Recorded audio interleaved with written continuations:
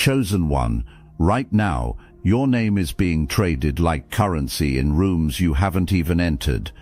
You may have sensed a strange heaviness lately, and the truth is that the rumors going around town about you are part of a coordinated effort to keep you stagnant. An actual group is currently gathered, weaving a narrative designed to convince the world that you deserve to stay stuck in place. They believe their circle is sealed, and that their whispers are safe from discovery. There was a version of your life that was clearly in motion. You could feel it, something building, something aligning. Maybe it was a connection with someone who saw you, really saw you, and the pull between you was the kind of thing that did not need explaining. Maybe it was momentum in what you were creating, in who you were becoming. Whatever it was, it had weight, it had direction, it felt like something that was supposed to happen, and then quietly, without announcement, without a single obvious thing you could point to, it stopped. The flow that had been moving started moving with friction. The person who had been coming toward you went cold without explanation. The doors that were swinging open started clicking shut before you could cross the threshold. Opportunities that were forming dissolved before they arrived. You reached for things that should have been right there and found nothing. Because you are the kind of person you are, you turned the interrogation inward. You asked yourself what you did wrong, what you were missing, what it was about you that kept this from working. You went over every conversation, every decision, every moment you could find that might explain the gap between what should be happening and what actually was. The ground was not shifting because of you. The ground was shifting because someone was working underneath it, and you did not know there was anything underneath it at all. And here is what nobody tells you about being the subject of a deliberate rumor campaign. It does not just affect the people who hear it. It affects you directly, without you ever knowing it is happening. Coordinated negative speech directed at a person across multiple conversations, sustained over time, creates a real drag on your life force. You feel it as a heaviness you cannot explain, as the persistent sense that something is working against you without any visible evidence of what that something is. You pray harder, you work more, you try to align more carefully, and the drag remains, invisible and exhausting, because the source is not inside you. It never was. At some point, someone looked at you and made a decision. It was not a spontaneous decision. It was a calculated one. Something about your trajectory, the pull that existed between you and a certain person, or a certain version of your life, represented a direct threat to what someone else was protecting. So the calculation was made. If you cannot be controlled, the story about you can be. The campaign started small. It began with one ear and one carefully shaped story, dropped into one trusted relationship. Nothing was dramatic, and nothing was easily traceable. There was just a hesitation, a raised eyebrow, a quiet "I probably shouldn't say this, but..." The seed was dropped into fertile ground. Then it was moved to the next ear, and the next, with patience and deliberate method. A lie built to last cannot be rushed. It has to be planted before it is watered. The rumor was not chosen randomly. It went straight for the root of your character, targeting the thing most likely to make a significant person hear your name and contract rather than open toward you. The story was engineered to make you sound like the opposite of what you actually are. It was crafted with just enough specificity to sound plausible, because the most effective lie is never pure fabrication. It is a real circumstance twisted into the wrong interpretation. And it spread, because lies about people who are genuinely sought after always spread fast. There is something in human nature that wants to believe the exceptional person has an exceptional flaw, because it makes the distance between someone else's life and yours feel more comfortable. So the rumor found willing ears, and the willing ears became willing mouths, and before long it had traveled across rooms and relationships and distances you never knew were part of your story. Meanwhile, you were just living your life. You were wondering why things felt strange, turning the interrogation inward, not knowing that the interrogation was supposed to stay external.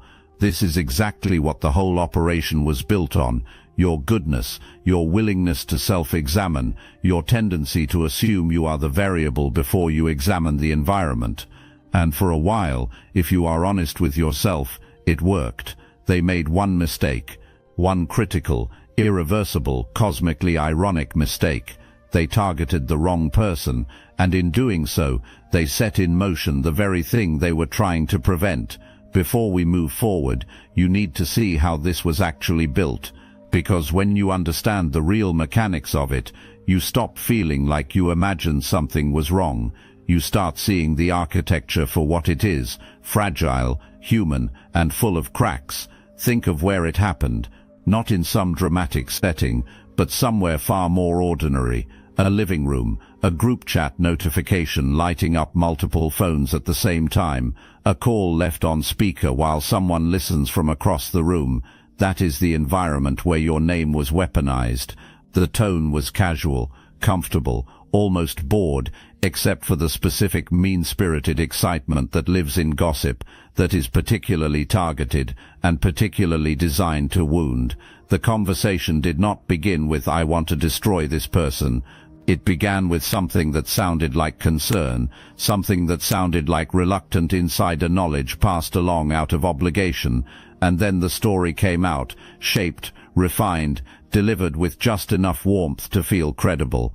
The next person in the circle added something, whether they genuinely believed the story and contributed what they thought was supporting detail, or whether they knew it was false but found inclusion in the inner circle more compelling than the discomfort of speaking up.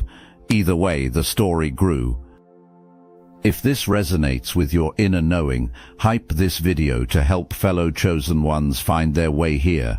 What you need to understand about a circle like this is that it requires constant upkeep. Everyone inside it has to stay aligned on the same version of events, and nobody can go off script. The larger the circle gets, the harder that maintenance becomes. Human beings are not built for sustained collective deception. Eventually someone feels the weight of what they are carrying. Eventually someone says too much to the wrong person.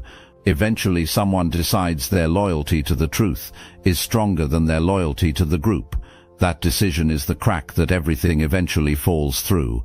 The circle that felt impenetrable always had that crack in it. From the very beginning, the only question was when enough pressure would be applied to open it. And here is the part that was never accounted for. Your rising applied that pressure. Every time you leveled up, every time you moved forward, every time you refused to become the person the story described, the lie became harder to sustain. The story required you to be a certain kind of person, and you kept showing the world exactly who you actually are. Every single time you did that, the lie required more energy to maintain, and that circle was getting tired long before you knew the circle existed. Somewhere in the middle of all of this, a significant person was told the story, someone whose movement toward you would have changed everything.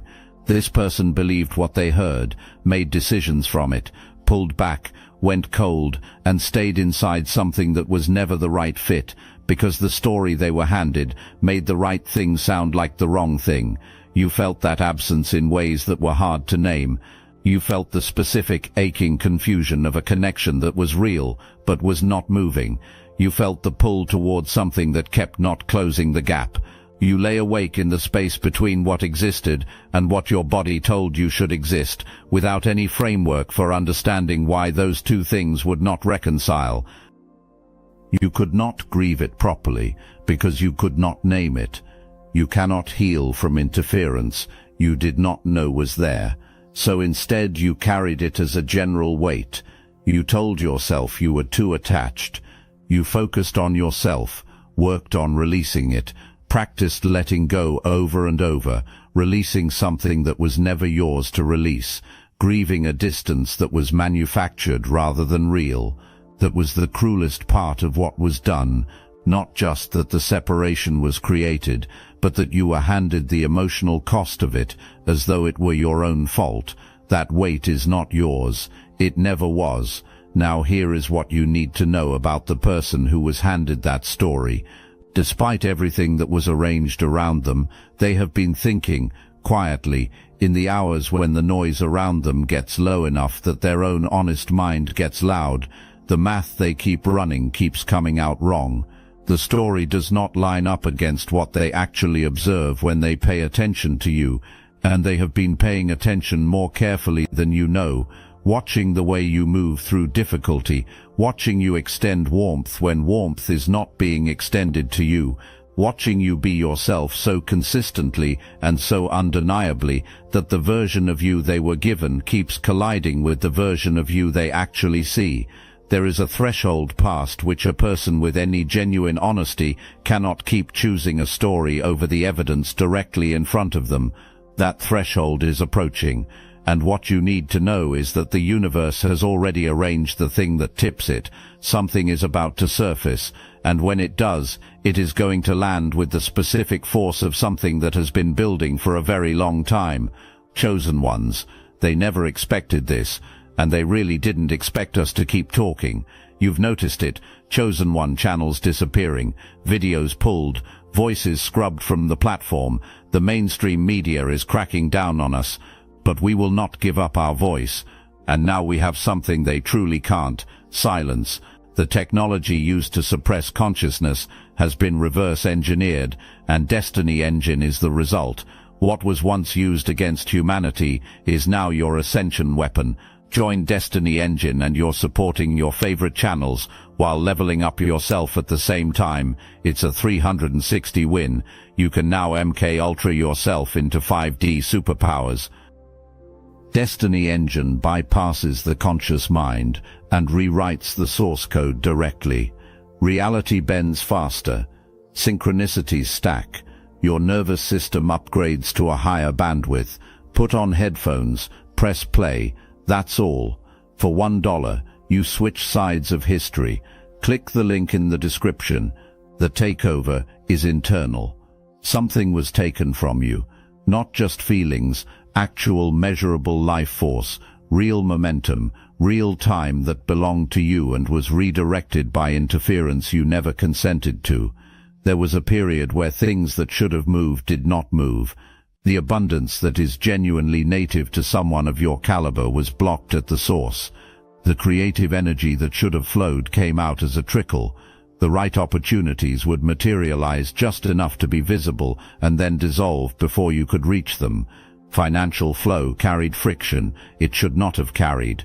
Relationships that should have deepened started to feel strange without obvious cause, and you internalized all of it.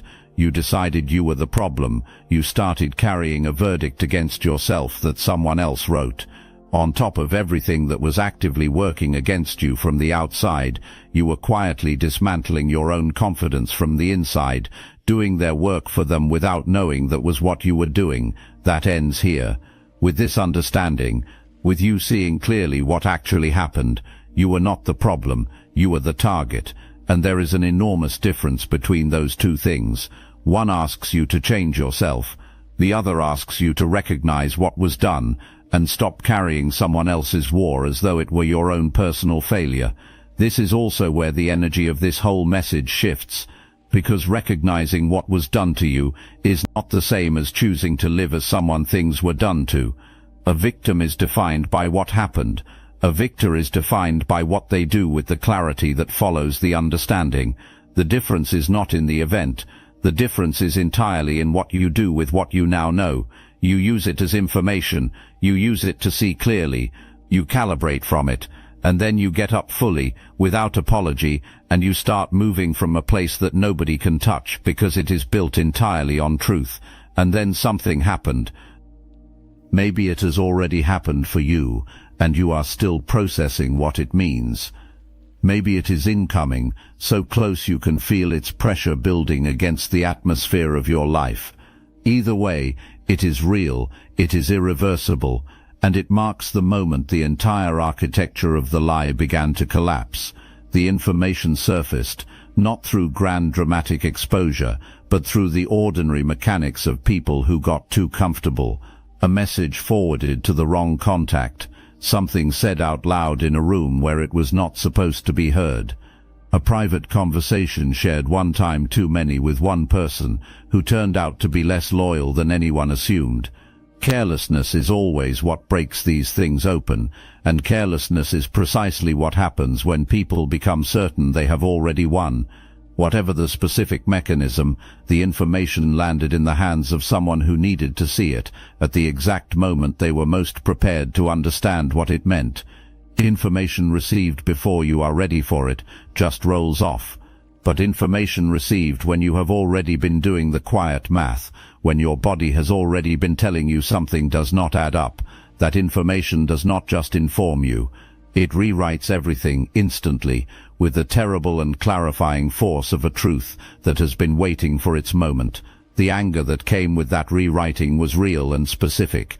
It was the particular kind of rage that belongs to someone who has just understood they were used, that they were moved like a piece in a game without being told they were in a game at all, that the people they most trusted were the very architects of their manipulation, and that anger did not land on you. It had a very specific address, and it was delivered directly there. The silence that followed from the circle, from the people who had been celebrating, passing their phones around in triumph, was not the silence of peace. It was the silence that arrives just before everything falls. Inside the operation there was someone who was not fully told what the operation actually was. This person was positioned in your proximity with a specific role to observe, to relay information back, to keep the narrative managed. In the machinery of what was built against you, this person was one of the working parts. But being close to you changed something in them that nobody planned for, and nobody could reverse once it started. What this person actually encountered up close was you. Not the version living inside the rumor.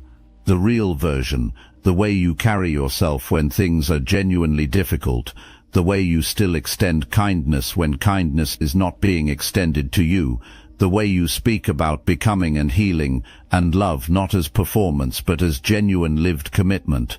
Your presence was not something that could be compartmentalized and filed away. It kept disrupting the story that had been handed to them, and eventually the disruption became too large to carry alongside the lie. This person became the most consequential figure in this story next to you. Not because of dramatic heroics, but because they were inside the lie and could not sustain it once they saw the truth directly. They had access to what was said, what was decided, what was known, and deliberately withheld. And the people who placed them in that position did so believing that loyalty was guaranteed. What they actually did was construct a door inside their own operation and hand the key to the one person who would eventually use it.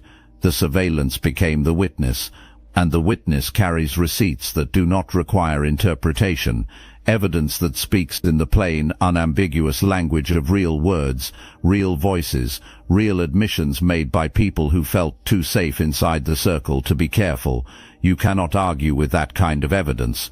You cannot perform your way past your own words. You cannot apply enough certainty of tone or rehearsed explanation to make the record mean something other than what it clearly says.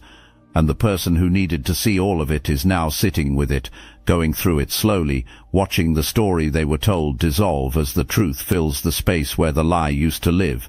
You did not orchestrate any of this. You did not need to. The truth found its own way through the crack that was always there. The truth is finding its level right now, without your management, without your intervention, without you having to lower yourself one single degree into the frequency of what was done against you. The truth has always had its own delivery system. It has been in motion for longer than you knew.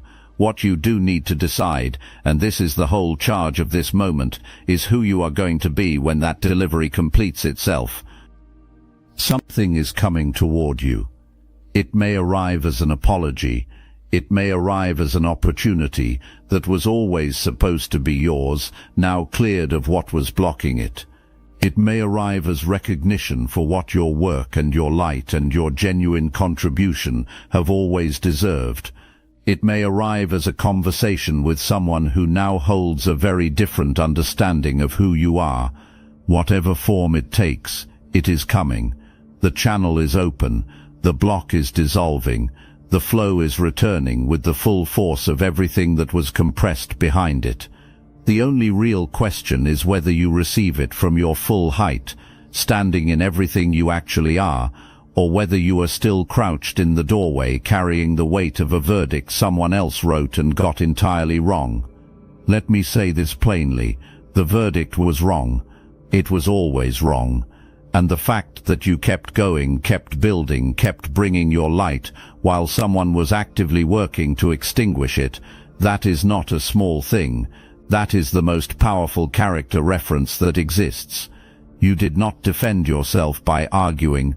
You defended yourself by refusing to become what they said you were, by continuing, by rising, by being yourself so consistently and so completely that the lie about you kept colliding with the living evidence of you, and the lie lost every single time. That evidence has been accumulating since the beginning, and it is about to be received by everyone it was always meant for. Something is fundamentally different now, and it is worth sitting with what that difference actually is. You have knowledge you did not have before, not just knowledge about what was done to you, but knowledge about what you are genuinely made of. What you discovered about yourself by moving through all of this is not small knowledge. This is the kind of knowledge that restructures everything it touches, the way you read rooms, the way you read people, the way you now trust your own instincts without apologizing for them or second-guessing them into silence. Your discernment is operating at a different level now, not from suspicion and not from the kind of hypervigilance that shuts the world out while calling itself protection. It operates from wisdom, the specific, earned, completely irreplaceable wisdom of someone who survived exactly this kind of targeted deception and came out the other side knowing precisely what to look for. You know the difference now. You know what real support feels like against performed support. You know what genuine connection feels like against strategic interest wearing the mask of genuine connection. You know the feeling in your body when something is truly aligned, and you know that subtle wrongness you feel when the surface looks fine, but something underneath is not. That knowing is not paranoia. It is attunement, and it is going to protect you in ways that nothing else ever could. The abundance is returning. The flow that was suppressed is being restored, not as a trickle, but with the full momentum of everything that was held back for too long. The opportunities are arriving, the recognition is arriving, the financial movement is arriving.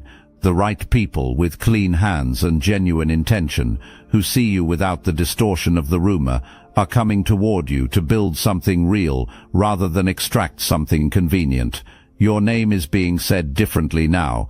In some conversations, among people who previously held a distorted picture of you, the story is correcting itself, not because you staged a campaign to repair your reputation, because the truth, once it starts moving, does not stop. The same channels that spread the lie are now involuntarily carrying the correction. Someone who received the rumor is receiving new information. Someone who passed it on is quietly reconsidering. Someone who made a decision about you based on what they heard is sitting with a different feeling about that decision than they had before. You have not had to say a single word. You have not had to correct, explain, or justify anything. The record is correcting itself because your presence, the sustained, authentic, unapologetic expression of who you actually are, is the most powerful form of reputation restoration that exists. You do not fix your name by talking about your name. You fix it by living in a way that makes the lie unsustainable, by being so consistently and undeniably yourself that the version of you the rumor described stops making sense to anyone who has actually been paying attention. You have been doing exactly that the whole time. Even in the moments that felt like just surviving, you were building a living record of who you are that no rumor can compete with. And what survives a deliberate attempt at destruction does not just return to where it was. It returns elevated, tested, confirmed, and more solid than it ever was before. There is a reckoning underway, and you need to understand clearly what it is and what it is not. This is not about punishment. This is not about you watching anyone fall. That is not your role, not your concern, and frankly it is beneath you. Here is what it actually is. It is the mathematics of what was set in motion. What you direct outward returns. What is built with borrowed force collapses when that force is called home. What is constructed on a foundation of lies stands only as long as the lies hold, and the lies are not holding. The structures that were built around keeping you down, keeping you separated from what was meant for you, keeping the wrong story in circulation, those structures are unraveling, not because you pulled at them, but because they were never as permanent as they appeared. They were always contingent on your not knowing, on the circle staying sealed, on the truth failing to find its way to the surface. All of those conditions have now changed. You do not need to gloat. You do not need to announce anything. You do not need to do a single thing except continue to rise. Your rising is the statement. Your abundance is the verdict. Your unstoppable, sovereign, fully inhabited presence in your own life is the most devastating possible response to everything that was thrown at it. And the most powerful part is that it requires nothing from you except being exactly who you already are. A rumor is a living thing that requires a specific environment to survive. It needs darkness.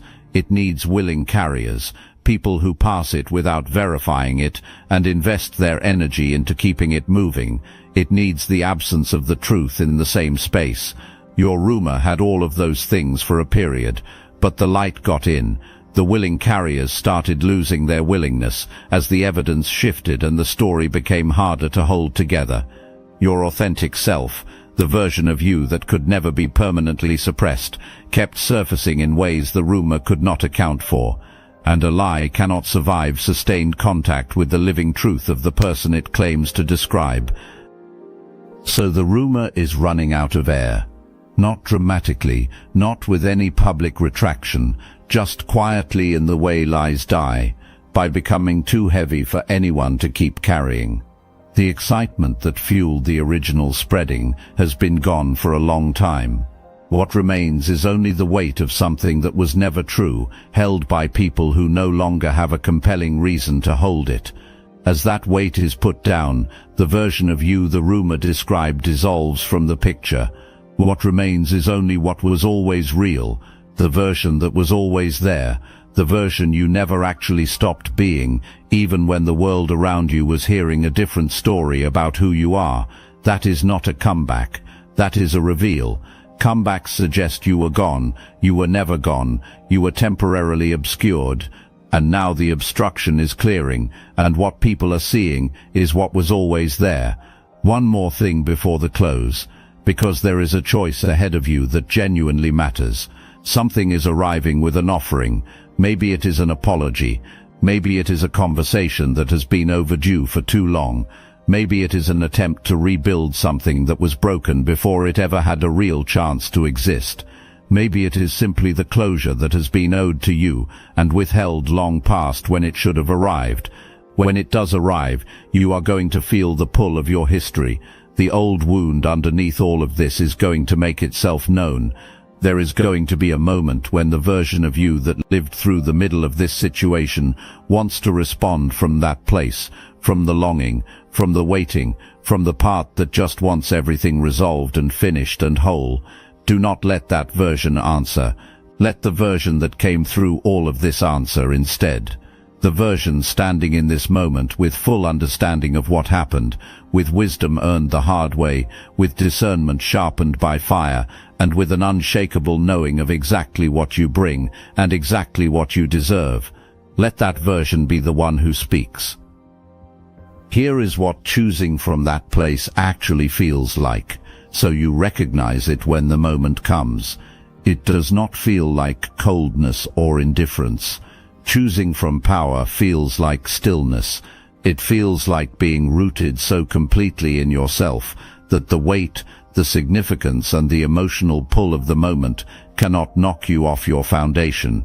You can feel all of it, the history, the stakes, the desire for things to be whole, and still make a clear, deliberate decision about what you genuinely want. Not what is available, not what you are willing to settle for, but what you actually want as someone who has been through something real and knows exactly what they are worth. You can choose to rebuild, you can choose closure, you can choose something entirely new that was not on the table before any of this happened. All of those are valid. All of them can be right, depending on what is true for you specifically. The only wrong move is the one made from the wound instead of the wisdom, and you have the wisdom now. You have been building it the entire time you thought you were just trying to survive. This is the moment. You choose fully, freely from your actual power, not from need, not from history, from the clear, sovereign, undiminished knowledge of who you are and what you deserve. Whatever you choose from that place is the right choice, because it will be entirely, completely, authentically yours.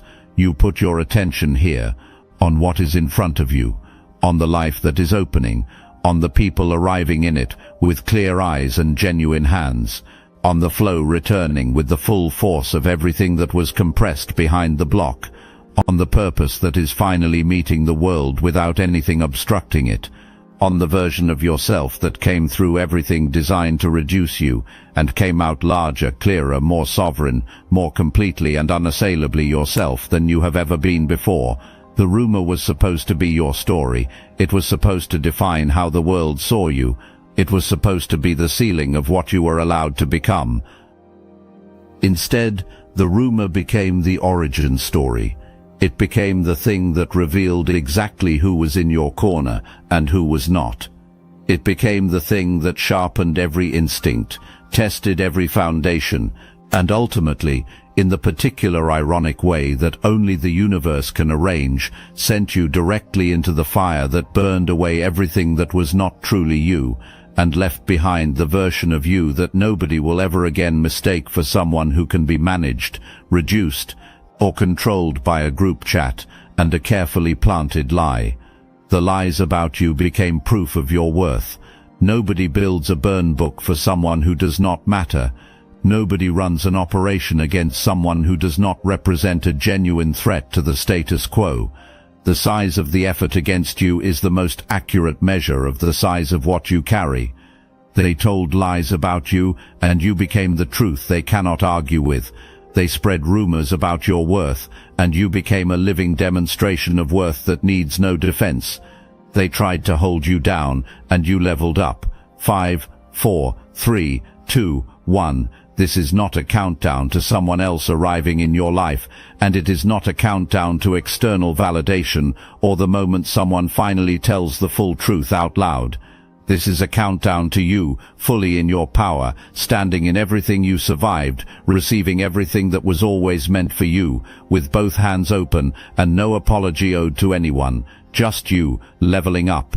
The circle went quiet. The rumor ran out of air, and you walked through the space where it used to be like it was never there at all, because for you, it never was. That was always the truth, and now the world is simply catching up.